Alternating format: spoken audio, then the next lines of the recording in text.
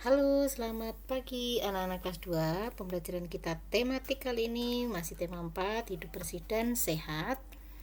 Pembelajaran yang kelima dan keenam. Subtema 1, hidup bersih dan sehat di rumah. Hari ini kita akan membahas tentang cara menjaga kebersihan rumah, cara menjaga kebersihan pekarangan rumah, manfaat dan akibat adanya persatuan dalam keluarga, dan yang terakhir adalah sisi, sudut, dan titik sudut pada bangun datar. Oke. Iya, kita akan mengamati petugas kesehatan berkunjung ke rumah Dayu. Mereka menjelaskan cara menjaga kebersihan lingkungan. Nah, anak-anak boleh lihat di buku tematik anak-anak ya. Sekarang kita akan mendengarkan percakapan mereka. Iya. Kamu sudah tahu cara menjaga kebersihan rumah Dayu? Kata petugas ya. Belum Kak, mohon penjelasannya Kak, kata Dayu. Kita harus membersihkan rumah setiap hari. Caranya dengan mengepel lantai, lalu menguras bak mandi, menutup ember yang berisi air, dan membersihkan langit-langit rumah, kata petugas kesehatan. Sebaiknya juga rumah kita harus dilengkapi dengan ventilasi agar udara bebas keluar masuk, dan rumah juga harus dilengkapi jendela agar sinar matahari masuk ke dalam rumah. Cahaya yang masuk itu baik untuk kesehatan. Terima kasih Kak atas penjelasannya, kata Dayu. Ya, kita akan lanjut lagi ya anak-anak. Oke, berikutnya kita akan membaca cara menjaga kebersihan rumah. Jadi kita akan tarik kesimpulan ya. Bagaimana nih cara menjaga kebersihan rumah? Tadi sudah dijelaskan. Yang pertama yaitu langit-langit dan dinding rumah dibersihkan setiap hari. Nah, ternyata kita harus membersihkan ya langit-langit rumah karena kadang debu itu banyak yang masuk ke dalam rumah dan membuat langit-langit rumah kita menjadi kotor.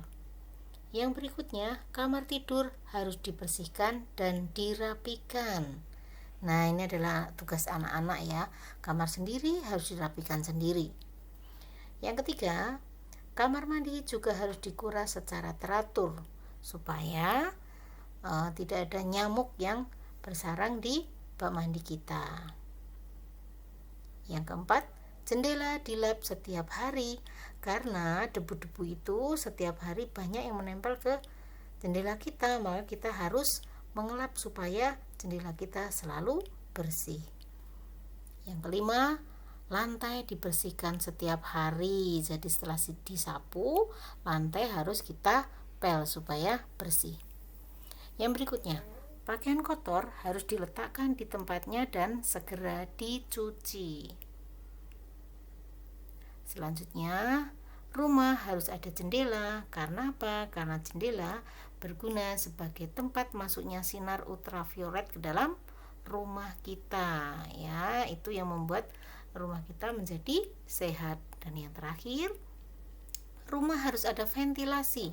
Nah, ventilasi itu berguna sebagai tempat keluar masuk udara nih. 1, 2, 3, 4 dalam gambar ini ada 4 ventilasi ya. Gunanya untuk tempat keluar masuknya udara ke dalam rumah supaya dalam rumah kita udaranya selalu berganti ya, sehingga terasa nyaman dan segar udara dalam rumah.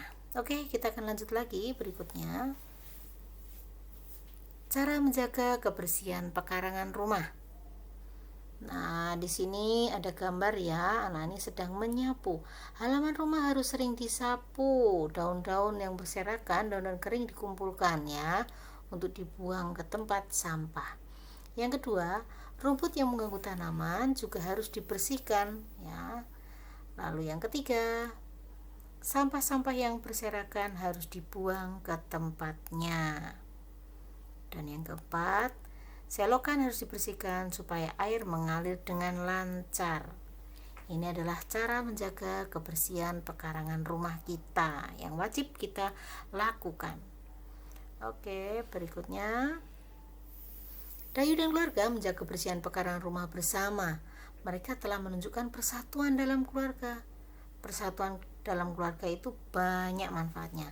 Tetapi sebaliknya, jika tidak hidup bersatu, maka ada akibatnya. Nah, karena tidak bersatu biasanya akibatnya akan lebih jelek ya anak-anak ya. Kita akan lihat nih dalam buku tematik anak-anak ada seperti ini. Anak-anak nanti boleh tulis sebagai catatan anak-anak. Persatuan dalam keluarga. Yang pertama kita akan bahas manfaatnya dulu. Manfaat adanya persatuan itu apa saja sih manfaatnya? Ketika kita bersatu, maka ketika bekerja, pekerjaan cepat selesai. Yang kedua, tercipta suasana tentram dalam rumah kita jika ada persatuan antar anggota keluarga. Yang ketiga, tidak ada pertengkaran. Dan yang keempat, keluarga rukun dan damai, maka rumah terasa bahagia ya, keluarga bahagia bersama. Oke, yang berikutnya, akibat tidak ada persatuan. Nah, akibatnya apa? Jika tidak ada persatuan, maka akibatnya pekerjaan lama selesai karena saling menunggu satu sama lain.